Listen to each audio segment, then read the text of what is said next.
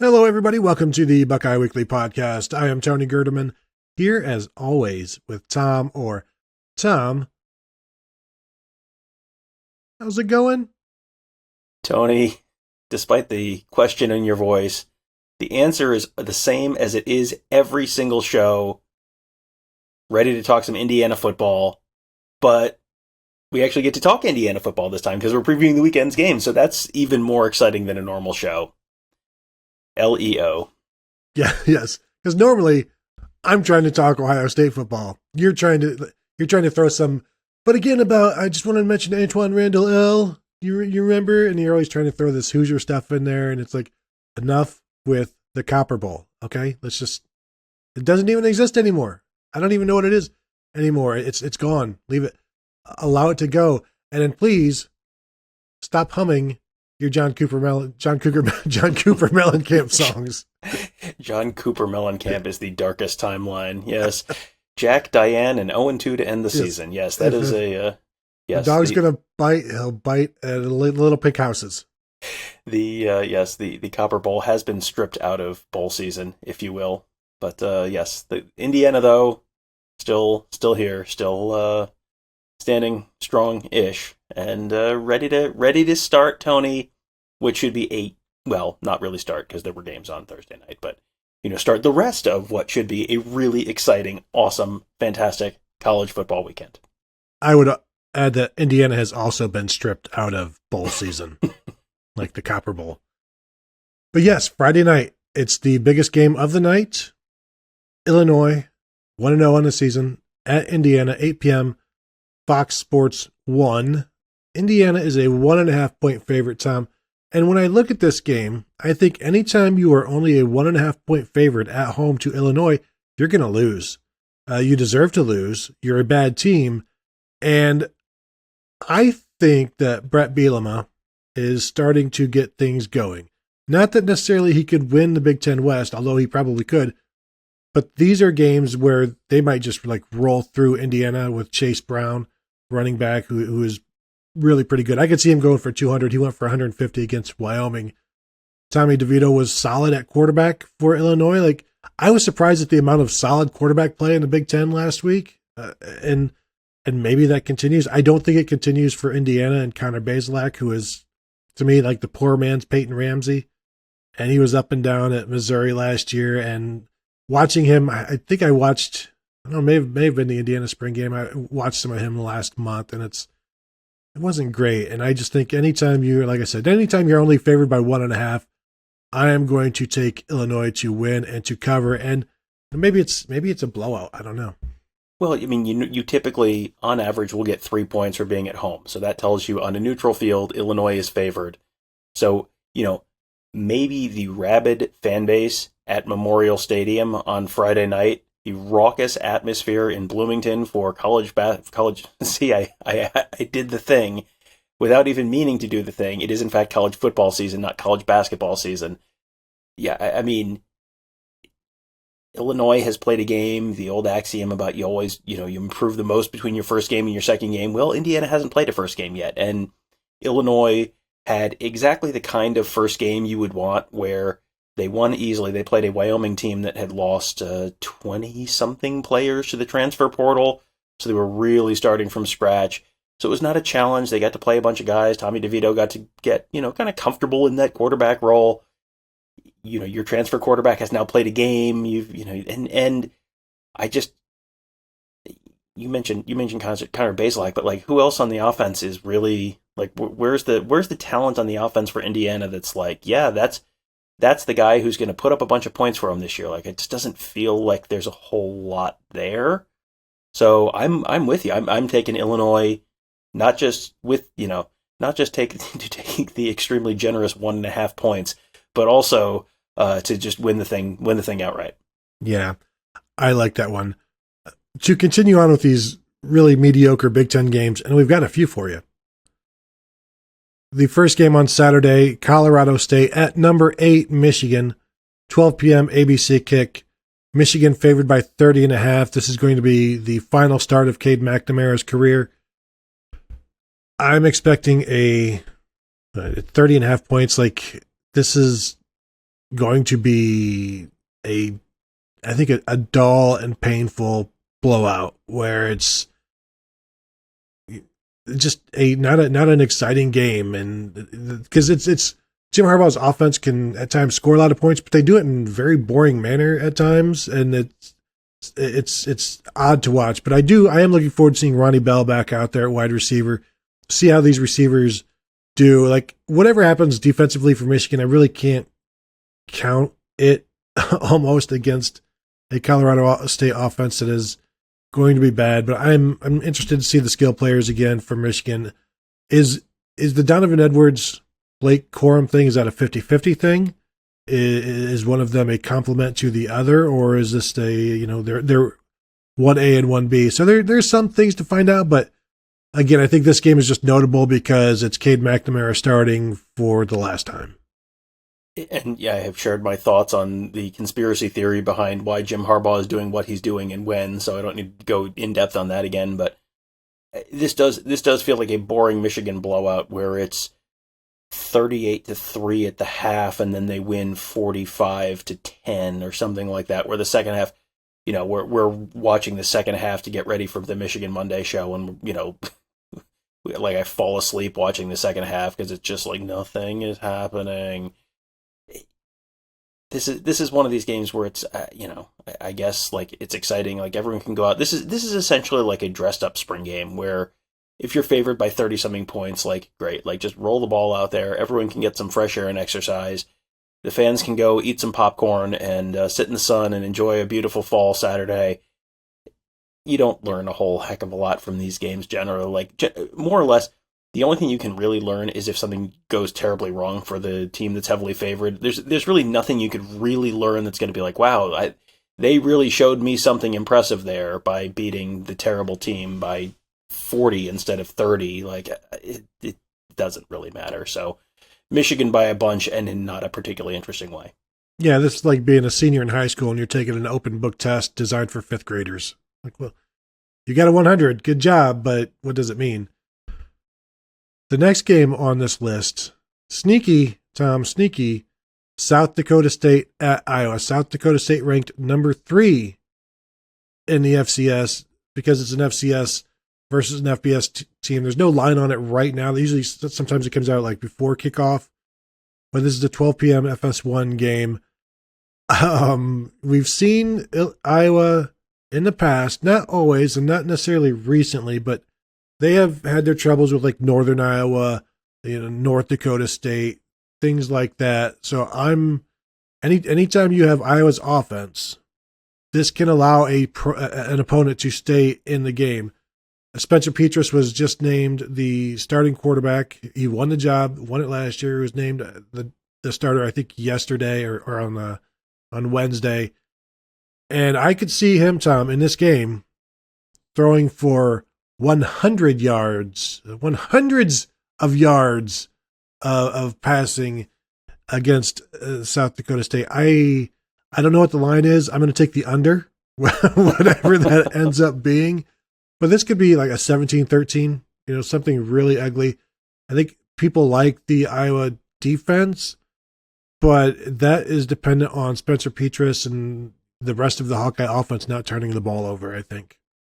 Yeah, this reminds me a little bit of, do you remember the year? And of course, I say do you remember as if it wasn't one of the most memorable moments of the last 10 years. Do you remember when UMBC beat Virginia in the first round of the NCAA tournament? And, there's such a huge talent gap between a 1 seed and a 16 seed. How could that possibly happen? Well, think about how Tony Bennett plays basketball. Tony Bennett plays basketball to squeeze every amount of joy and fun and excitement out of the game and just win in the grossest, lowest scoring, most grueling way possible. Well, if you're a basketball team that's a very talented basketball team and you can really fill it up and you can put up 90-something points, well, then the other team has to put up more than that to beat you.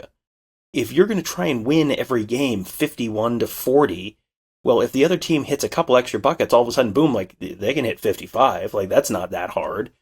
That's like that's why Iowa plays all these really close, gross games with these teams, because it's like they don't have the Ohio State offense where they can just put up 31 points in a quarter, and it's like nothing against an iffy defense. If Iowa's going up against an iffy defense, they have a 10-point quarter when they really, a 13-point quarter, maybe a 17-point quarter if they really explode. But this is a better defense than most of the teams that you talked about there. They played a game against Drake. I mean, this is probably 4 or 5 years ago now at this point. Towards the end of a season, was it Iowa or Iowa State? Might have been Iowa State, but like one of them where it was kind of the same thing. It was like a team that was not putting up a real explosive a real explosive offense. You end up getting dragged into these like low scoring slugfests against a team like Drake, which doesn't give scholarships. Like, you're a Big Ten team. This should not be a problem. I think it was Iowa State, so you're a Big 12 team, but the point remains the same. This just to me feels like, this has 20-17 at some point in the second half written all over it. And then once you're at that point, you're one tipped pass away, you're one fumble away, you're one, the safety slipped away from you're trailing at home, and then you freak out and you panic. And then as long as Spencer Petras can save us, okay. I mean, if that's the spot you want to be in, just the way Iowa plays football that leads to these games being closer than they should. The fortunate thing for them is they have defensive guys who can seal it, who can make that play where the Iowa offense maybe can't, or to compare it with Nebraska, like they don't have anybody to make that play to seal the game. Iowa's defense does, and maybe that'll be the difference. It probably will be the difference in that one. Tom, let's move to the Tar Heel State, where you have North Carolina 1-0 on the season, undefeated, looked amazing at Appalachian State, 12 p.m. on ESPNU. This line is now down to UNC favored by a half a point. It started at 3 points. It started at UNC favored by 3. So people have been putting money on Appalachian State. And the Mountaineers, they can run the ball. Their top 2 running backs combined for 2,000 yards last year. They're back. Their quarterback is back. Chase Bryce, former Clemson quarterback, got a couple of starts in his career. The North Carolina defense, what we saw from them, and they ended up holding Florida A&M to like 300 yards of total offense overall, but like early on, that was not a good look from that North Carolina defense, and this is a much better offense that they'll be facing. I think everybody saw what happened in that game and thought, like, this should not be close. There's something wrong here. And they've been putting money on Appalachian State because of that. And I am doing the same thing, especially this being in Boone. Thank you, Tom. Good rescue. So, yeah. But also, Tom, everybody is picking Appalachian State here. So watch out for that as well. And, this is another one where one team has played a game and one team hasn't. So I guess, this may be a decent test for how the jump from first game performance to second game performance really looks. This game being at noon probably changes my thinking on it a little bit. If this is a prime time 7:30 kickoff, like, oh boy, watch out. That's a place you don't want to play at night on the road. North Carolina looked real bad last week because Florida A&M is not just an FCS team. They're an okay FCS team, but they were an FCS team missing like 20 players. Because apparently, as it came out this week, the person who was doing their compliance doesn't actually have a background in compliance and told players a bunch of stuff that was like, oh no, you only need like 6 credit hours to be eligible. And then they got to the end of the semester and it was like, actually, you needed 12. Whoops. Did I do that? Should I not have done that? Yeah, sorry. I was talking to somebody, an NFL scout, about them, and just saying like, this is.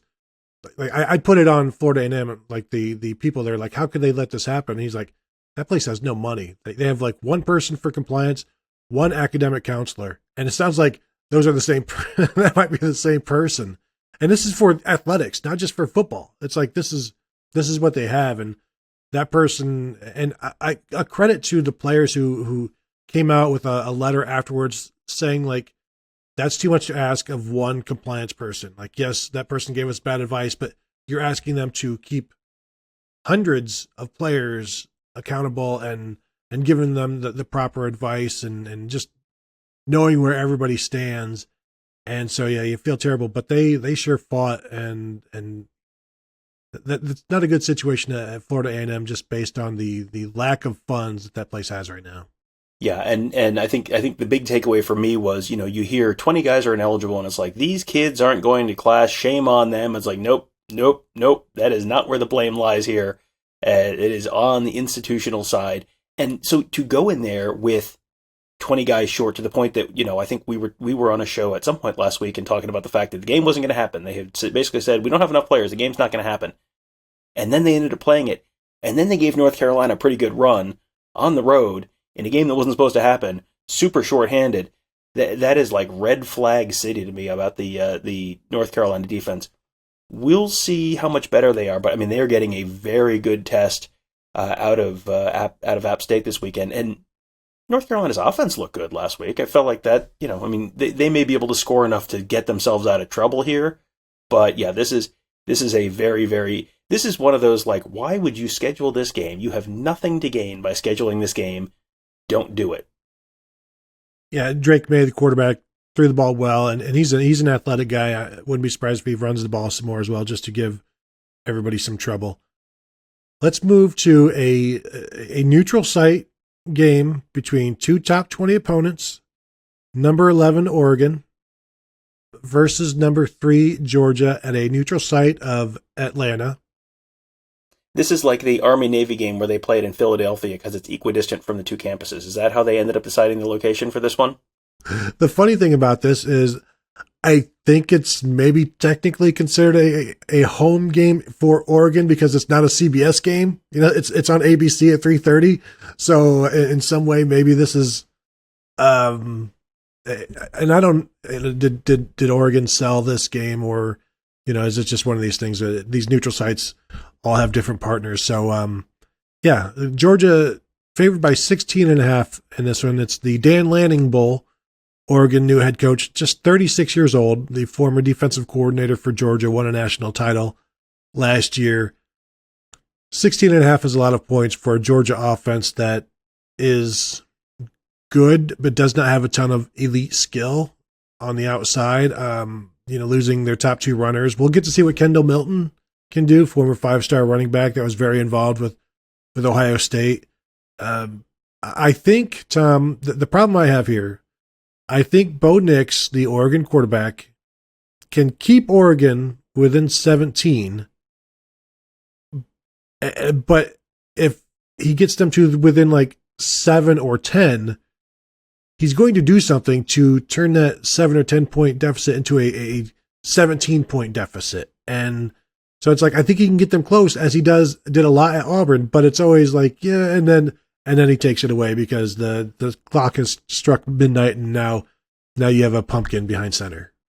Yeah, Bo Nix is like, it feels like this is going to be right on the line, and it's just like which side of the coin of the Bo Nix coin comes up, and he could be. You have seen him pull games out. Was it Oregon that they were playing? Because there was a game when he was, I think, a true freshman at Auburn where he pulled one out like in the last minute with a long touchdown pass. You've seen him do that, and you've seen him have the game where he like slides before he gets to the marker on 4th down. Like you just kind of have a mixed bag with him. And Georgia, you're replacing a bunch of guys. I mean, the defense for Georgia is going to have a step back this year just because they've lost so many talented guys. But just the floor at Georgia is higher than the floor at Oregon. And you've got a new quarterback at Oregon. You get a new head coach at Oregon. You have to go across the country. I don't really see a way that Oregon wins this game. They could potentially, it wouldn't be a surprise if they kept this close into the second half, but I think by the 10 minutes left in the 4th quarter, you're going to know Georgia is going to win this football game, period, full stop. Yeah, and Oregon's got some talented guys on defense, linebackers Noah Sewell and Justin Flo, both like top blue chip recruits in their respective classes. They will have their hands full with Brock Bowers, the Georgia tight end, who is fantastic. But I always say if your best offensive weapon is a tight end, then you don't have many offensive weapons. And so if you can slow him down, like I totally am picking Georgia to win this. 17 is a lot, especially with such a young Bulldogs defense. But it's going to be interesting to see if all of these youngsters like end up like shutting Oregon out, and it's just like, oh, well, they have they have reloaded, and I don't expect that to happen, but I think I'm taking, like, I don't want to touch the points on this one, but Georgia definitely wins this one. Yeah, and the next one is another one where I keep looking at it and changing my mind on how, because it's like number 23 Cincinnati, number 19 Arkansas in Fayetteville. Arkansas is a 6.5-point favorite, and just, based on history, you just look at that and you're like, well, Luke Fickell will keep this low scoring. The over under is 51.5, which is not crazy low, but it's pretty low. So that's basically no one's hitting 30 points in this game. 28-24 kind of game. This is not going to be the Cincinnati team that you saw last year. Lost Desmond Ritter, you lost a bunch of talent off that team, lost Sauce Gardner, all those guys. But this is a game where it feels like this could be, could go down to the fourth quarter.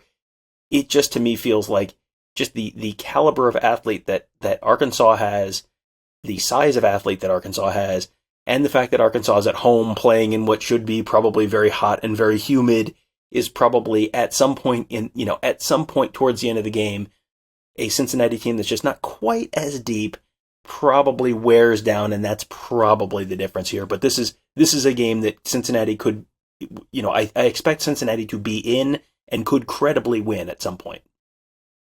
Yeah, Arkansas returns 4 starters from not a good defense last year, but linebacker Bumper Pool is back, so that's always a positive. Anytime you get him back, that's good. They did bring in a bunch of transfers to help the defense out, mostly from like the SEC West, like cast-offs from Alabama and LSU, which isn't always a good sign when those guys are coming over and really didn't play, and now you think they're going to live up to their recruiting rankings, and it doesn't always work out like that. But Arkansas quarterback KJ Jefferson he could run for 100 and throw for 300 in this one, assuming they have receivers that can replace Treylon Burks, which they seem to think they do. So there's some positive stuff there. Cincinnati, Luke Fickell won't name a starting quarterback. Is it going to be Evan Prater or Ben Bryant? Ben Bryant, coming from Eastern Michigan as a starter last year, he spent his first 3 years at Cincinnati. And so now he was a backup at Cincinnati for his first 3 years. Comes back. It would be really a kick in the gut for him to come back to only be the backup again, to leave a starting job to be the backup. And I don't expect that. I wouldn't be surprised if both guys play, because Prater can run the ball, and you've got some run pass stuff, make Arkansas change things up depending on who's in there. But yeah, I'm with you. I'm going to take the SEC home team because that's always seemingly a safe bet, especially for a ranked SEC team. And we'll get into that here in a sec. But yeah, I think, can Arkansas win by 7? Of course. And I think I would probably lay the points as well in this one. Yeah, it feels like Cincinnati's going to be within a score at the very least, in the fourth quarter. And then it's just a question of, are they tied and then they, potentially win, or you lose by 4 points or something like that? Or are you down by a touchdown and then you lose by 10 or 14 points? It just feels like Cincinnati's going to just be not quite enough. I mean, Arkansas is ranked 19th or whatever I said. Brett Ciancia has them like 12th in the country. So this is, I think, a better Arkansas team than you're probably thinking when you think Arkansas in your head. They have really, I think they've got something there. That they Sam, now I'm blanking on his last name. They're Sam Pittman, yes. I kept thinking Sam Walton. It was like, no, that's the wrong Arkansas institution. Yes, Sam Pittman. It feels like they have got a guy who could be a long-term guy there and have them be a consistent, get them to a Outback Bowl, Citrus Bowl type game fairly frequently, which for Arkansas, like that's a pretty good, that's a pretty good level of performance. And, you have the year where the stars align and you win 11 games and you go to a New Year's Six game. Like, it feels like he could have them on track for that. They're probably not there quite yet, but this is more of a pro Arkansas pick than a anti Cincinnati pick. The next game coming up here, the number 7 Utah Utes at Florida, 7 p.m. kickoff on ESPN. Utah is a 2.5-point favorite. The Gators will return this game to Utah next year. However, I have a sneaking suspicion that once this game is done, you might see Florida buy their way out of that return trip, because I should have gone back to look at, if Florida famously does not travel out of the state for non-conference games, and they went like 30 years without doing it at some point. And so it's just, if it happens, remember where you heard it first. Not that it takes some genius to think that this could happen, because we know Florida's reticence for leaving the state for a non-conference game. It is not something that they do. Yeah, Utah is a 3-point favorite in this game, and New Phone Utes is a 7-point favorite for next year's game, as Florida, moves out, leaves no forwarding address. Yes, that seems like a real possibility.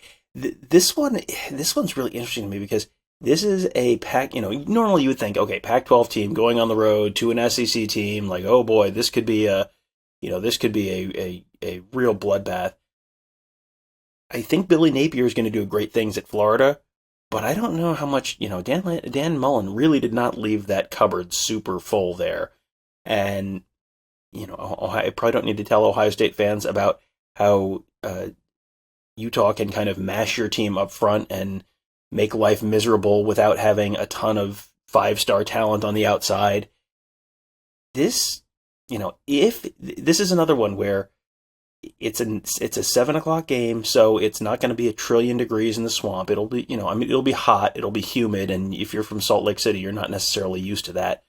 But man, it feels like Utah should win this game.